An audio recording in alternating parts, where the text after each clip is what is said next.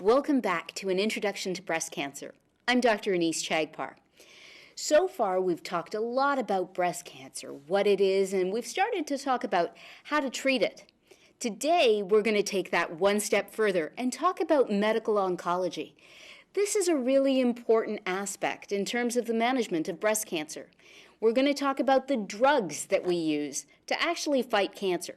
Let's get started. So you remember this table where we talked about the different stages of cancer and the different treatment modalities. So today we're going to talk about chemotherapy and hormonal therapy. And you can see that for almost every stage, this is a big maybe. Except, of course, for people who have stage 0 disease, that is to say, in situ disease, that pre-cancer that's still within the pipe, those people don't need chemotherapy. But just about every other stage of breast cancer might. So let's think about that. How do we make the decision of who needs chemotherapy and who doesn't? Let's talk a little bit about the drugs that we're going to use. We'll talk about hormonal therapy, and then we'll talk about some novel therapies as well. Now, I want to really hit home this one point, which is that there are local therapies, and we've talked about some of them, surgery and radiation, which are really focused on dealing with the cancer locally in the breast. Then there are systemic therapies. These are therapies that go all over the body that prevent cancer cells from breaking off and setting up shop somewhere else, in the bones, in the lungs, in the liver. Distant metastases. These two are separate entities. So it's not like if you do maximal local therapy, you don't need systemic therapy. They serve different purposes, and therefore they're often complementary. That's really important. Today, we're going to focus on the right-hand side of this graph, on systemic therapies, chemotherapies, biologic or targeted therapies, hormonal therapies, and a little bit on some novel therapies like immunotherapy. So why is systemic therapy so important? We'll take a look at how cancer works. If you have a cancer, it's going to start to grow. And then, as part of that process, it's going to undergo a process called angiogenesis. That is to say, it's going to recruit blood vessels to be where it is. And why do cancers do that? Because those cancers want to break off, invade into the bloodstream, and start spreading all over the body. So that's where we see invasion, intravasation, survival in the circulation.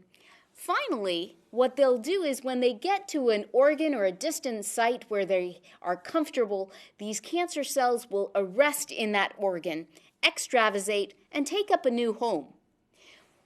Now, it's important that you understand that just because we might not see cancer cells in a particular distant organ, you may not have distant metastases in your bones or your lungs or your liver.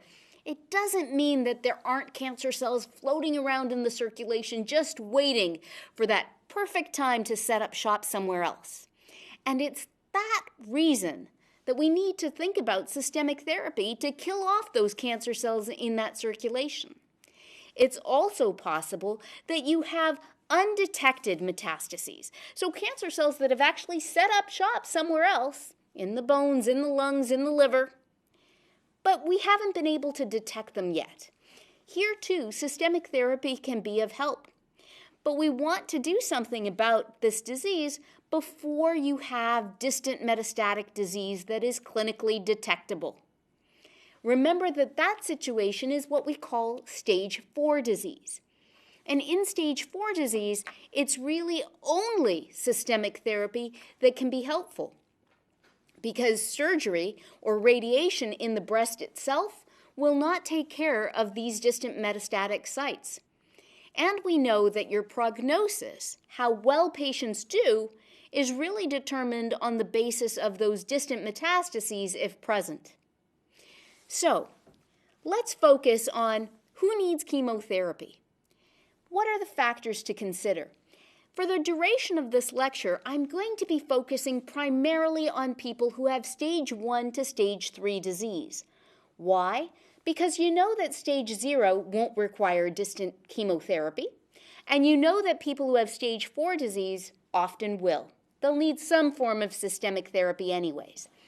But in the middle, how do you decide whether a patient needs chemotherapy or not? Many patients ask their physicians this question as well. There are many factors to consider. Some things you already know about. Remember when we talked about stage? We said that stage really helps us to understand a patient's prognosis and dictate treatment. So, how big is this cancer?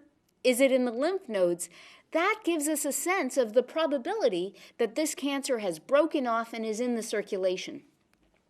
So those patients may require systemic therapy. Other things.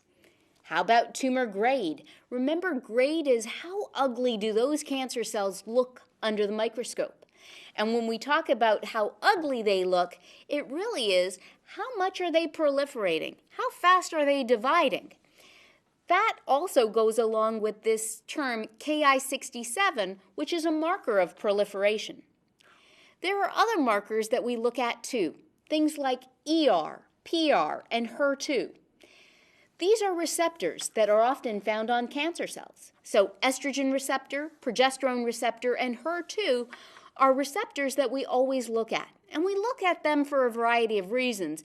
But one of the main ones is that we have targeted therapies. So agents that can go and block the estrogen, starving cancer cells, or that can block HER2 and the downstream pathways. These are very effective therapies. And so oftentimes our systemic therapy is really geared around whether patients are ER positive or not, whether they're PR positive or not, and whether they're HER2 positive or not.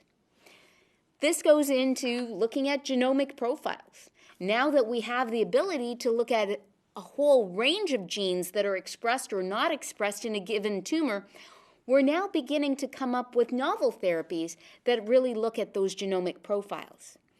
Now, so far, many of these things have looked at the tumor itself, but it's important to remember that a tumor is just part of an individual, and it's important to consider your patient, the patient's age, their comorbidities, their other health status, because that will make a difference in terms of the treatments that you may prescribe. Let's take a closer look at these molecular subtypes. Remember we talked about estrogen receptor, progesterone receptor, and HER2? Well, when you combine those, you get oftentimes a surrogate for molecular subtypes. And there are 4. So luminal A tend to be ER, PR positive, and HER2 negative. These are patients who are going to benefit from hormonal therapy. Now, they may benefit from chemotherapy as well, but because they're HER2 negative, HER2-directed therapy won't be of benefit. Then there's luminal B, which is ER/PR positive and HER2 positive. So these are patients who benefit from hormonal therapy and HER2-directed therapy. HER2-rich, as the name implies, are people who express HER2 but don't express ER and PR. So this means that they are not going to respond to hormonal therapies that block estrogen receptor or progesterone receptor, but they'll do very well with HER2-directed therapies. And then there is the basal type. Some of you may have heard about this type called triple negative. And it's called triple negative because it's estrogen receptor negative, progesterone receptor negative, and HER2 negative. Well, what do you do now? These patients don't respond to hormonal therapy because they're ER/PR negative. They don't respond to HER2-targeted therapy because they're HER2 negative. So what do? Well, these are patients who will respond to chemotherapy. So don't forget that you still have added things in your toolbox just because you don't have targeted therapies necessarily. And of course, in all categories, there are novel therapies, and we should always be thinking about clinical trials. Remember, patients who participate in clinical trials tend to do better than patients who don't, because you're always comparing standard of care to what we think is better. So always think about clinical trials. You can see here, however, that the vast majority of patients, 40% are luminal A, 20% are luminal B, and it's really only about 15 to 20% who fall into this triple negative category. As you think about how to predict how well your patient is going to do with different therapies, you have a number of tools in your toolbox. One of them is statistical models. This is one called Adjuvant Online, and as the name implies, it is online, where you can plug in your patient's criteria. How old are they? What's their comorbidities? What is the factors associated with their tumor? How big is this tumor? How many lymph nodes are involved? Was this estrogen receptor positive or not? And then you can compare different regimens. If you're going to give them hormonal therapy, say with tamoxifen, or you're thinking about chemotherapy, say with a third-generation regimen, we'll get to what that means in a minute. And then you can see how patients will do. So this is a hypothetical example. With no added therapy, you can see that statistically, by prediction modeling, this patient, if you took 100 patients, 63.5 would be alive in 10 years. Now, if you give this patient hormonal therapy, you add an extra 9.5%. If you add chemotherapy, you'd add 17.1%. And if you added them both, well, then it's 22%. What do all of those numbers mean? Well, that's a conversation that you're going to have with your patient. How much bang do they want for their buck? How much risk are they willing to take for the benefit? And having these personalized conversations is really where cancer medicine is going. The other place where cancer medicine is going is in terms of genomics. Rarely these days will you open a medical journal without seeing a red and green plot like you see here. These are where we take genes, some that are turned on, some that are turned off, that give us a sense of how this cancer is doing. There are some tests now that have actually pulled out significant genes and put them together into a test. So here, for example, is a test. This one happens to be for a 21 gene assay called Oncotype DX, but there are others, Mammaprint and others, that will give you some information as to how your patient will do. So this is, for example, just an output score of the recurrent score from Oncotype DX. And you can see that if you are in a low-risk category, you have indolent disease. You are more likely to do very well, have a long survival rate, and do well just with endocrine therapy or hormonal therapy alone. You don't get that much bang for your buck with chemotherapy when your tumor is in this low-risk score. Now, if we happen to take a biopsy of your tumor and we look at this genomic profile and you have high-risk score, well, then you're going to do much better with chemotherapy. And you can see the graphs here on the right-hand side of the slide that illustrate that. So we've talked a little bit in passing about different kinds of therapy, but I want to dig a little bit deeper into what these actually mean. So hormonal therapy, also called endocrine therapy, is really targeting estrogen and progesterone receptor. You've heard about these already when we talked about risk reduction. Remember, we talked about selective estrogen receptor modulators, things like tamoxifen, which block the estrogen receptor, and things like aromatase inhibitors that block aromatase, this enzyme that converts steroids into estrogen in peripheral fat. Well, the aromatase inhibitors inhibit that enzyme, so essentially reducing the amount of estrogen. And when you've got cancers that are estrogen fed, that's a good thing. Well, just as these work in risk reduction, they also work in therapy. But they only work in therapy when you've got a cancer that responds to them. That is to say, an estrogen or progesterone positive cancer.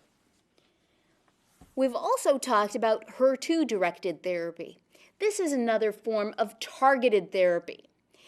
HER2 is a little receptor that sits along the cell membrane. And when it's activated, it yields a whole downstream path of other factors that turn on that engine that makes cells divide. Remember back to our very first lecture when we talked about what cancer was, and we talked about Calvin and Hobbes going down the hill at full throttle? all accelerator, no brake? Well, that's what HER2 does. It pushes on that accelerator and takes away any brakes. What do HER2-directed therapies do? Well, they put a brick under that accelerator, right? They block HER2, and by so doing, they stop that acceleration. There are a couple of commonly used drugs that are used in this setting. One is called trastuzumab. The other is called pertuzumab. And you can see in these graphs here, and I've given you the references for a couple of New England Journal of Medicine articles that really show that by blocking HER2, patients do better. But remember, they only do better if they express HER2. If they don't, all you're doing is adding toxicity. And it's important to consider the toxicity because, for example, trastuzumab does have significant cardiac toxicity. This isn't to say that if you have a HER2-targeted agent and you have a HER2-positive cancer, that you should not treat. You should. But you should just be aware to make sure that your patient has got their cardiac function assessed before you start that therapy. That's important to keep in mind when we start talking about chemotherapy. Now remember, chemotherapy is simple drivers that have been in our toolbox since the beginning of time. Well, maybe not since the beginning of time, but you know what I mean. Long before we had targeted therapies. Chemotherapy is really directed at blocking that acceleration pedal any way we can, and it's not necessarily with a targeted agent. A couple of the most commonly used chemotherapeutic agents are shown on this slide. The first class is anthracyclines. These are drugs like doxorubicin or epirubicin. Oftentimes we'll call this adriamycin. That's a trade name. And the way that adriamycin works is it prevents DNA replication.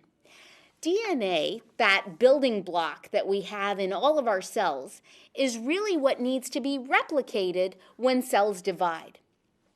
In order to do that, that double helix needs to unwind.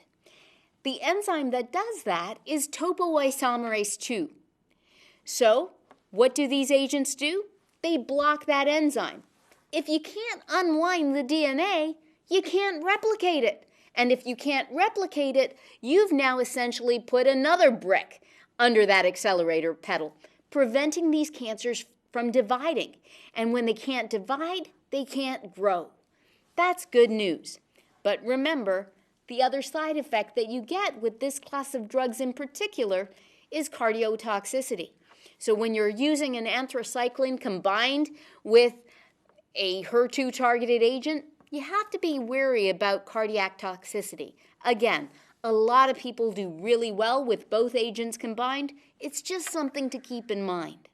Now, another class of drugs that has had huge benefit in breast cancer are the taxanes. The taxanes are drugs like docetaxel or paclitaxel, and these also prevent cells from dividing. But they work in an entirely different way. So imagine a cell. Maybe the DNA has already unwound and it's already replicated itself. Great, but now the cell itself needs to pull apart and divide. Well, in order for that cell to pull apart and divide, it relies on these things called microtubules. Those microtubules are blocked by this class of drugs. Well, if the cell can't divide, again, that's another brick underneath that accelerator pedal that's going to prevent it from getting stuck. The side effects here are peripheral neuropathy. So this is where patients can get numbness and tingling of their fingers and toes. Oftentimes they can get a little black as well. It's important to warn your patients about the potential toxicities that they can experience. Now, while these two classes of drugs are clearly the workhorses, they aren't the only ones in our toolbox. There are a variety of other common chemotherapeutic agents that we use in breast cancer. Things like cyclophosphamide, methotrexate, 5-fluorouracil. We'll often use these in combination with some of the anthracyclines and taxanes that we already talked about. Other agents like gemcitabine, the platinums like cisplatin or carboplatin, capecitabine, vinorelbine, on and on and on. Some are used more first line, as our first line of defense against these cancers. Some are used if the first line doesn't quite work. Now, how do we figure out which agents we're going to use, which combinations we're going to use? This is where we often turn to guidelines, the NCCN guidelines in particular. The NCCN is the National Consortium of Cancer Centers that have formed a network that get their heads together to think about all of the evidence and what agents or combinations of agents we should use. They've divided these into HER2-positive disease and HER2-negative disease. So in patients who are HER2-negative, the most common regimens that are used are dose-dense AC. AC is adriamycin and cyclophosphamide, followed by paclitaxel, weekly or every 2 weeks. Another regimen is TC. So this is a taxane with cyclophosphamide. Other regimens are listed here. So you can see that these are all permutations and combinations of different agents that are put together for HER2-negative disease. One thing you'll notice in this slide, there isn't any trastuzumab or pertuzumab listed. Let's see what happens when we look at HER2-positive disease. Now, in every single regimen, you've got a HER2-directed therapy. Why? Because if you have a HER2-positive cancer, HER2-directed therapies are incredibly effective. But they're often used in combination with all of the chemotherapy regimens that we previously talked about. So here are the guidelines for HER2-positive cancers. Now, what about, we haven't really talked about hormonal agents. Well, suffice it to say that after you've finished your chemotherapy, with either a HER2-directed therapy or not, based on the cancer type, you'll take a hormonal agent, something like tamoxifen or an aromatase inhibitor, afterwards if you're ER or PR positive. And if you're not, then you won't. Okay, what's new on the horizon? Some of you may have heard a lot about this excitement that's going on in immunotherapies. People have often wondered, how come my immune system can take care of viruses and bacteria when I get sick? How come my immune system can't take care of cancers? It's a great question. The reason is because cancers are pretty darn sneaky. And they've figured out a way to have an invisibility cloak, very much like Harry Potter's invisibility cloak, that allows them to sneak under the radar to avoid detection by the immune system. Well, now, people have started to look at these immune checkpoint inhibitors. Things like CTLA-4 and PD-1, these are receptors that help the immune system to see what's foreign and what's not foreign. And now we have agents that really help kind of take away that invisibility cloak and help the immune system fight cancers. So there are a lot of immunotherapies coming into play.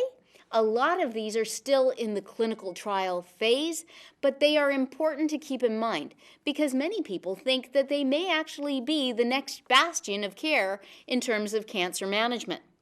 Which brings me to clinical trials. Now, because I think this is so important, we're going to have a whole lecture dedicated especially to clinical trials. You've seen as we've gone along that I continue to refer back to clinical trials, data that we've achieved by looking at these clinical trials. So clearly, clinical trials help us to understand what works and what doesn't, and what are best therapies. But clinical trials also help patients. Why? Because essentially you're getting tomorrow's therapies today. And we know that we're always comparing standard of care to what you think is better. However, it never fails to amaze me. Patients often find that clinical trials are associated with some trepidation.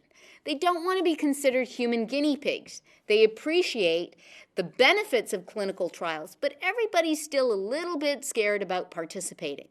Well, I hope after hearing this lecture and the lecture on clinical trials that's to come, that all of you will feel much more confident about participating in clinical trials, knowing that this really is how we get the best therapies. And patients who participate in these trials, as I've said, tend to do better. I love this cartoon. The guy says, I just heard there's a drug that might stop my cancer. And she says, great, are you going to volunteer to participate in the trial? And he says, of course not. Why would I do that? And she says, I wouldn't either. Sure hope they find some results soon. So again, you can help us to get those results. And knowing that, you can also benefit from getting tomorrow's therapies today. One of the huge proponents of clinical trials, and a very good friend of mine, who also happens to be a giant in this whole field of breast medical oncology, is Dr. Lajos Pusztai. He's the chief of breast medical oncology here at Yale. He also is the translational working group leader for breast cancer and our disease team, and he is co-director of cancer genomics and genetics here at Yale Cancer Center. I am so excited about having him with us. We're going to talk to him about how you figure out who gets what therapy, what he thinks is coming on the horizon. I'm so excited. I hope you'll join me for that. Well, until next time, this is Dr. Anise Chagpar.